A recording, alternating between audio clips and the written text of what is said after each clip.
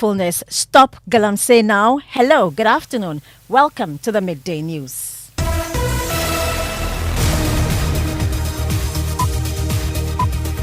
The Midday News is live on Joy 99.7 FM and Hit 103.9 FM here in Accra.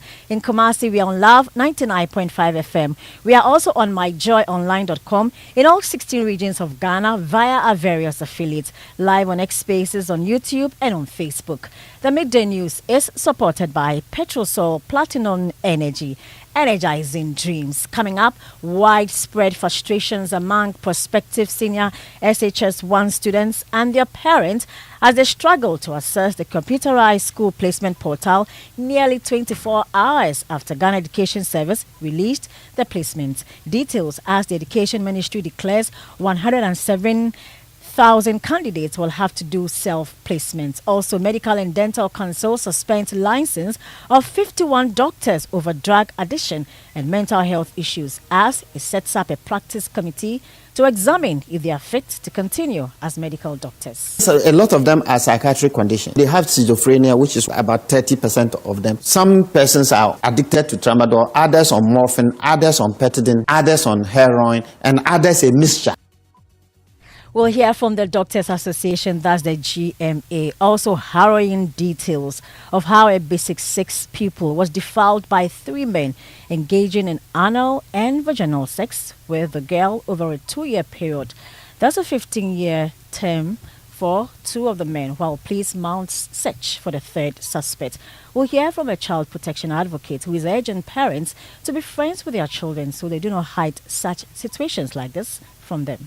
Parents create an atmosphere that feels safe for a child to be able to come to you to tell you about whatever you are going through. No matter how close the person is to you, doesn't mean you would have to cover the person up when the person does something wrong. And in sports, we will bring you up to speed at the World Athletics Championships as Ghana's Rosie Abua features in the women's high jump event. And then we'll take you to the Ashanti regional capital where the central business district is now a ghost town as businesses shut down in Kumasi for the final funeral rites of Her Royal Highness, the Asante Hima Nana Kunedu Yadom III. I am Hannah Odame. I'll bring you details of these headlines and more in this bulletin. Thanks for choosing Joy News because we are independent, fearless and credible.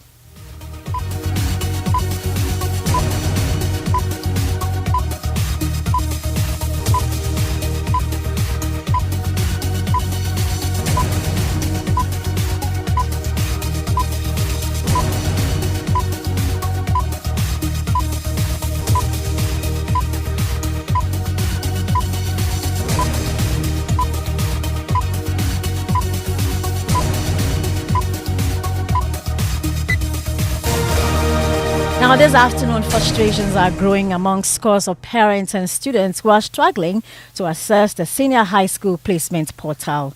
The Ghana Education Service, in a statement yesterday signed by the acting Deputy Director General, Dr. Munawaru Isahaki, announced the release of the 2025 placement results, directing regional directors of education to notify the district directors and the heads of schools. However, nearly 24 hours after the release, the computerized school selection and placement system, that's the CSSPS portal, remains inaccessible, leaving many unable to check their placements. And my colleague Collins Frimpong has been reading the messages of some parents and joins me in the studio. Tell us about what the parents have been saying.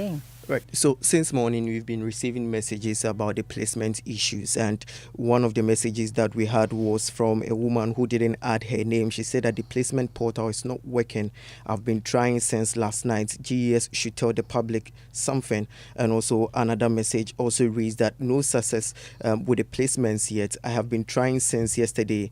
At times, I get success in logging in, but it is pending against placements. The rest of the other items I have tried, I get no success in even logging in. So these messages were some of them that we received on the during the Super Morning Show. Okay, so stay with me because according to sources at the GES, 5 million people are trying to access the portal, which has caused the system not to function. So let's get more on that. How many sats for the BEC that could jam the portal? So out of the 603,328 candidates who sat for the 2025 BEC, a number of results were affected by cancellations and withholding. And out of that, 2,526 candidates were absent. 177 had their entire results cancelled, and also 93 had their entire results withheld. So additionally, 718 candidates had their subject results also cancelled, and 1,240 had subject results withheld. So assuming all candidates with only subject level issues eventually qualify, the maximum possible number of candidates eligible for SHS placement is 602,940. And on the other hand, if those with subject issues do not meet the requirements, the number of candidates likely to qualify is 600,532. This means roughly we are having 600,500 and also around 602,500 candidates possibly who could be on the placements this year. Wow, but the information we are picking from the GES shows that about 5 million people are trying to access the portal at a go. So this information we had from our sources in the GES tells us that the portal was released around 2 a.m. and as a result, due to the jamming, they are having about 5 million people causing the system to jam. And if you do the calculation, it means that with 600,000 people who qualify to be on a placement, we are having roughly about 10 people trying to access the portal for just a candidate, which is quite alarming. Thank you very much there, Collins Frimpong. And we are on the phone lines now with Ken, our colleague. He is at the GES press conference and he's joining us more with that. So Ken, tell us exactly what the explanation is for the jam in the portal from the GES. Do we have Ken on the line? We'll try to rework the lines and get back to Ken, who is currently at a GES press conference. And oh, great. So let's move on and then we'll try and get through to Ken. The Medical and Dental Council has suspended the license of 51 doctors across the country after investigations revealed they were struggling with drug addiction and mental health challenges. The council says the move, though difficult, is necessary to safeguard patients and uphold professional standards in Ghana's healthcare sector. Registrar of the council, Dr. Divine Bayubala, told my colleague Elton Broby on the Pulse on the Joy News channel that the affected practitioners had shown clear signs of impairment, raising concerns about their ability to provide safe and ethical medical care. So a lot of them are psychiatric conditions. So they have schizophrenia, which is a large box, about 30% of them. We have a group of them who have personality disorders, others suffering from depression, and others from substance abuse or addiction. So when you say substance, what kind of substance? Illegal substance? Some persons are addicted to tramadol, others on morphine, others on petadine, others on heroin, and others a mixture of, so we call them multiple drugs. So now that you are investigating these individuals, so we are not investigating them. You've already concluded on them. So yes, so these persons, they come through a completely different, we have a statutory committee of the board we call the practice committee. So for practitioners who have these conditions, we then take them through the practice committee. They will appear, a health assessment panel will be set up, then they will be assessed by eminent colleagues, then they will give clear recommendations on what to do to see whether we can help them. The good news is that early intervention in all the cases we have, 80% are able to come back to full functioning. A few of them are too far gone and they can never come back. Beyond redemption. Beyond redemption. Others come in and then they don't follow through the processes and we continue to keep their licenses suspended until they can get treatment and we are sure that they are safe themselves. Now, the council is meanwhile raising concerns over a surge in patient complaints, including disturbing reports of doctors breaching professional boundaries. Among them, a case in which a patient alleged that a doctor sucked her breast during consultation. Let's hear again from the registrar.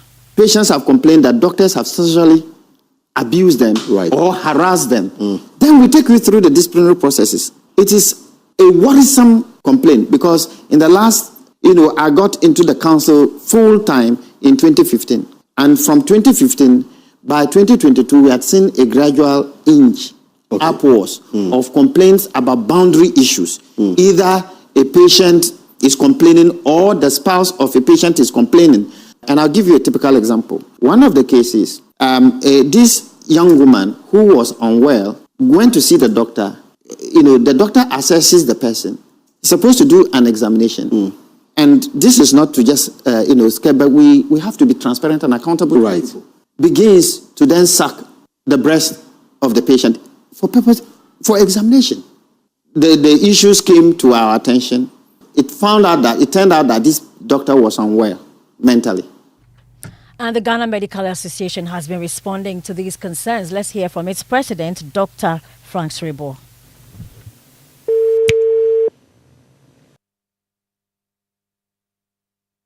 We'll get the sound of Dr. Frank Sribo later.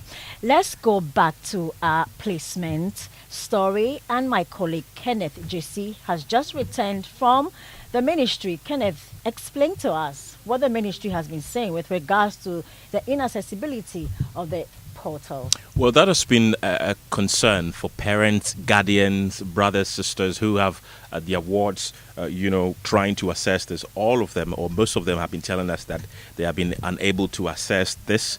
And then I posed the question to the minister that why is that the case? And the minister said the issue has been resolved. And then I asked, they tried it there for us to see. Yeah. Indeed, when they tried it there, it worked. But when individually we tried it on our phones, it wasn't working. What did they try it on, though? Which gadget? Oh, they mounted a big screen and then tried it for us to see it was working. But when we tried it individually on our phones, it wasn't working. And the explanation was that place is a security zone, so the network is usually down when you try accessing it. But when I just got to the newsroom, I've tried it again. Fred Smith has also tried it again, and it's not working. So the minister is saying that they've worked on it to accommodate all the traffic that has been getting to the website, and now it should work.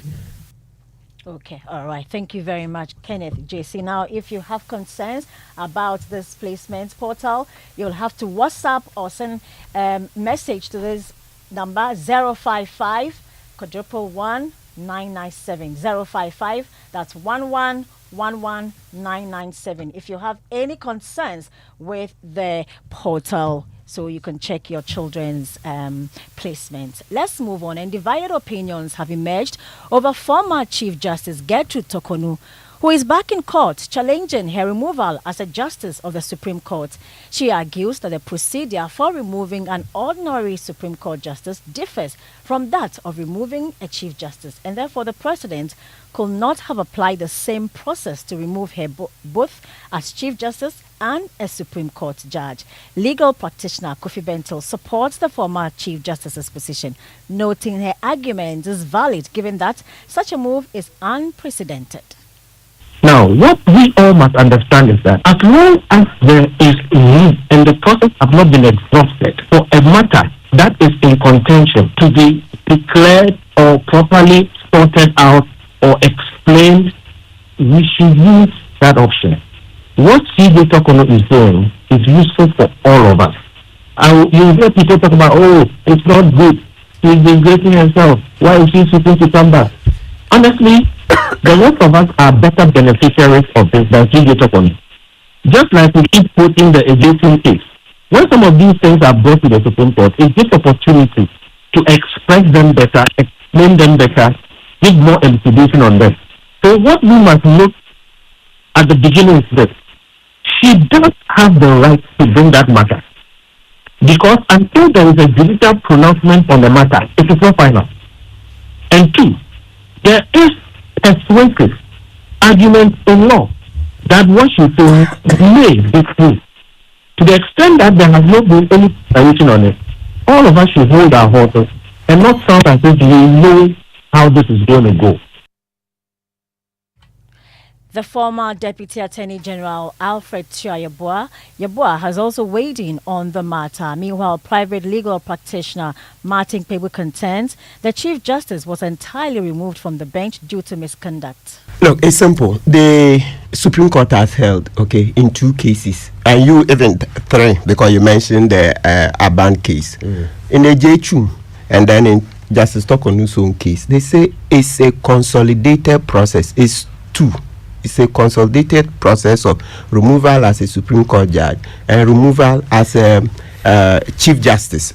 So it's been very, known to us in the legal community that it's a dual process, 2 in 1. You heard the private legal practitioner Martin Pebu. Let's move to the Ashanti region, where the Central Business District is this afternoon a ghost town. Almost all businesses have closed shops as they join the Asantehene Otumfuo Saitutu II for the final funeral rites of Her Royal Highness the Asantehene Nana Kunedu Yadom III. The Menshia Palace had earlier announced restrictions, including a curfew tonight as the burial rites are carried out. But traders, transport operators, banks, and other businesses exempted from the directive. And they left the usually busy KJTI Idum and surrounding areas very quiet. Let's take you live there now. And my colleague Nana Buachi Yadom is on that beat for us. So you've been monitoring the city center. Describe for us the atmosphere in Kumasi as we speak, Nana. Well, just as you said, it is a ghost mood and ghost town today, so to call it, in the Ashanti region and the Central Business District, as shop owners have shut down all their businesses, including some of the businesses that were exempted from the restriction in a letter released by the Menshia Palace. Pharmaceutical stores, banks have all decided not to even open their shops at all at the CBD, leaving the bustling market today turned into a ghost house. Now, let us in also about the preparations ongoing at the Menshia Palace. Well, today it is a 2-phase event. The first phase just started with the Asantehene who moved out to pay his last respect to the Asantehene. Not long ago, the Asantehene walked out of the palace to the principal street, now moving to the yard of the Asantehene. He will later come and sit and receive dignitaries and also pay tribute. The dignitaries who pay tribute to the Asantehene will come and do so through the Asantehene. And the second phase is expected to begin at 4 p.m. when the Asantehene gets up, when we would have the remains of the Asantehene being proceeded to Bremen. That is when we are expecting no movement whatsoever in the Ashanti region. Considering the crowd you're about to witness, tell us about the security arrangements as well. Well, looking at the crowd here, everybody has been told to move out of the Menshia Palace immediately the Asantehene gets up. That is from the burial service at exactly 4 p.m. And so everybody at the Menshia Palace, the general public, is expected to leave here at exactly 4 p.m. to wherever they came from. And at 5 p.m., seizure of movement, transport operators will not be working, nothing will be happening. We are expecting that it is going to have a toll on businesses completely because they started complaining. And that is what we are anticipating going to the future. Thank you very much, Nana Buachi Yadom. He's on that beat and he'll bring us details in subsequent bulletins. To politics, and the new Patriotic Party flag bearer hopeful Dr. Brian Echampon says President Mahama has sacrificed Ghana's environment in the name of boosting the economy. He says government talks about increasing Ghana's gold reserve in the peak of illegal mining activities is questionable, asking the source of the gold in the country. Well, Maxwell Kudako has more in the following reports. According to Dr. Brian Echampon, President John Mahama's rating in 9 months is worse than any other government. He said the basic needs of life like water is gradually becoming scarce in the country due to the devastating nature on our environment through Galamsey. Dr. Brian Echampon made a disclosure when he interacted with the media in the Eastern region prior to the commencement of his regional tour in furtherance of his presidential ambition. He indicated that the MPP is better placed to stop the menace of illegal mining in the country. Galamsey, because Kumasi, sɛ woka sɛ wopɛde nsuo atɔ a sɛ bi sɛ woantɔ burodo a yɛntɔ nsuo ma wo. That is where we have gotten to. Company a yɛwɔ mu yɛpɛ nsuo atɔ ɛde asɛbe guest a ɛba ha na wɔtwe. Company ni sɛ deɛ nsuo no a yɛtɔ no ɛdɔɔso dodo nti ɔmo ntɔn ma yɛ. And it is going to get worse if something is not being done about it. But the aspirations of the people, they say, MPP are buying and combating us so I will break up. The NDC for almost sounds so good down on moon, on the American Parliament, no help to yes, you, yes, a baby, buy is worse. Also, what for gold, every 1.5 billion, they are called 5 billion. Gold, look at 2 way. And if we worsen the environment for the economy. Dr. Brandon Champon indicated that his vision to lead Ghana is anchored on jobs, security, and massive infrastructure development.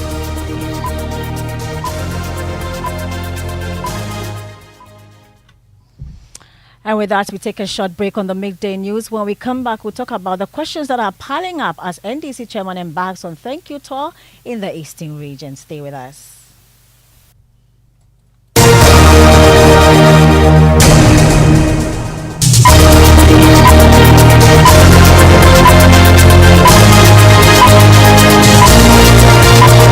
When I wake up in the morning, I brush my teeth with Kale Charcoal toothpaste. This gives me confidence all day. Anytime you meet Amma, don't be surprised I smile showing my beautiful white teeth because I don't have cavity thanks to Kale Charcoal toothpaste for its natural charcoal properties. In fact, we are like twins. I can't go without my Kale Charcoal toothpaste. That be why I dey use Kale Charcoal toothpaste morning and night when I dey go bed safe. It dey make my teeth white when it dey comot every scent from my mouth inside. My confidence level they go up, so I dey show my 32 teeth all.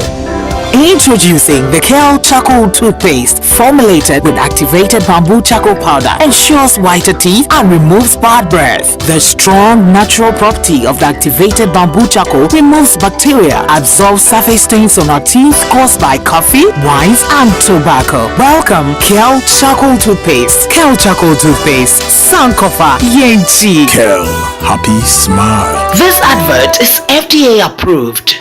A message from the Ministry of Education. It's time for the computerized school placement for senior high schools and technical vocational training schools. This process will run in September 2025. Remember, securing a school placement for your child is absolutely free. Please do not pay money to anyone, whether a ministry official or a third party, for this service. If you encounter a person asking for money, report them immediately to the Ghana Police Service or the Office of the Special Prosecutor (OSP). You can also reach out to the CSSPS Secretariat on this call number 0541 548 223. You can also WhatsApp 0244 908 957. Your cooperation helps us ensure a fair process for every student. Luck is everywhere for everyone, yeah. The winning season is back, but this time I am collecting the wins like jollof at a wedding. The luckiest season 3 is here. Your chance to flip your luck or maybe your bank account too. 2 easy ways to join. Dial *712#. Hit 1 to buy for you or 2 to gift a friend. Feeling lucky? Pick 1 for a random number or hit 2 to choose your own. Pay with mobile money. Done. You're in. Or go to theluckiestafrica.com, click community tickets, choose your number or let the system do so for you. You can buy a ticket for your boo or your favorite barber. Pay with Momo or card if you're abroad. 1 ticket could turn your 1 Ghana cedi into 500 times more. And the whole community could win 10 times over. Dial *712# or log on. Let's get lucky together because luck is everywhere.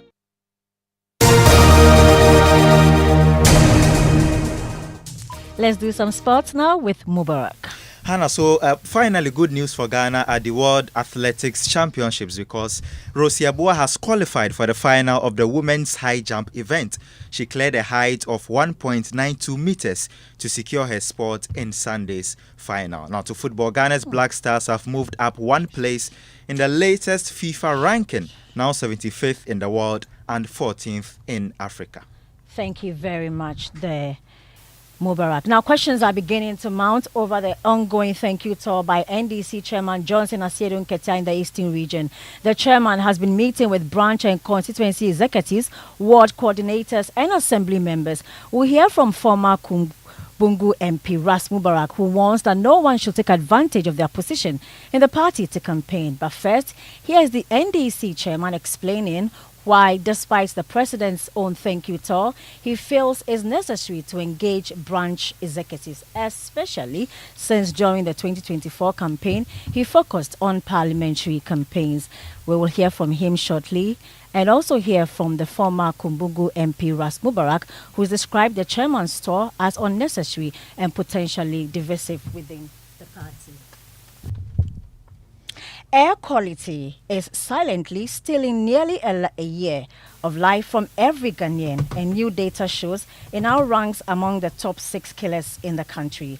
The Air Quality Life Index reveals that Ghana's air is more than double the World Health Organization's safe limit, placing millions at risk of deadly diseases. It is part of global emergency in which experts warn dirty air has become humanity's deadliest external threat, robbing more years of life than alcohol, malnutrition, unsafe water, or even road accidents. Let's hear more from this. And my colleague Michael Ashali is in the studio with me.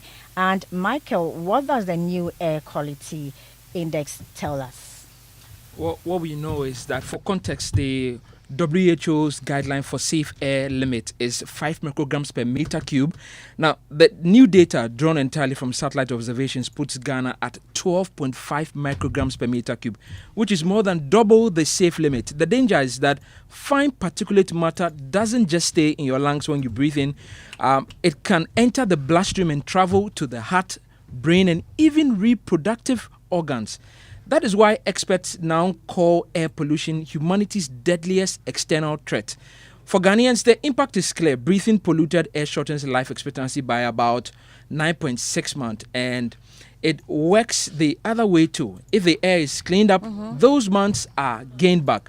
The real worry is that because this is satellite data, the actual on-the-ground situation could be even worse. In fact, Tanishre Ganguly, director of the Air Quality Life Index program at EPIC at the University of Chicago, told me that Oti and Ashanti regions are the most polluted. So Oti and Ashanti region are where we are seeing the most highest impact of air pollution. So people are losing about 1 year of their life expectancy in this region. And one thing that really caught my eye was that particularly in the Ashanti region, between 1998 and 2023, so in this sort of period of 26 years, pollution has increased by almost 20%. So, which is a significant sort of concern that needs to be paid attention to, because it seems to be also following an increasing trend in West Africa, so unique, which is simply the lack of data in this region. And why this is important is because what we are seeing in terms of impacts on life expectancy are derived through satellite estimates. And so, how does this compare to other health threats, and what can be done, Papani? So, I mean, what we know is that air pollution is now counted among Ghana's top 6 killers. It shortens more lives than unsafe water, alcohol, road crashes, and even tobacco. Only malnutrition, malaria, and HIV/AIDS and unsafe sex are higher. Across West Africa, Nigeria, we know, records the highest impact, while Togo also sits above Ghana in life years lost in air pollution. What really can be done? Well, we know that there's hope. Ghana has just passed its first national air quality standard, a big step. But experts across the standards mean nothing without real enforcement and clean energy investment. We can listen to Tanisha once again. So I just have, a few general ideas on what needs to happen. One, which is actively integrating data into decision making. Many countries around the world focus on generating data, but then don't know what to do with it, right? So the first piece is to actively integrate data into decision making. What are you doing with that data becomes very, very important. The second is follow the science on where pollution is coming from. There are source attribution studies which are being conducted, and these studies, they generate wealth of information on which are the most polluting causes of pollution in a region. These studies need to form the foundation for any policy response to action. And the third is, of course, it's great that the Parliament in Ghana has already introduced the air quality management regulation. The focus now should be on ensuring that the provisions in that law are robustly enforced. You heard there Tanushe Ganguly, Director of the Air Quality Life Index Program at EPIC. The story was a collaboration with New Narratives, and funding was provided by the Clean Air Fund, which had no say in this story's context.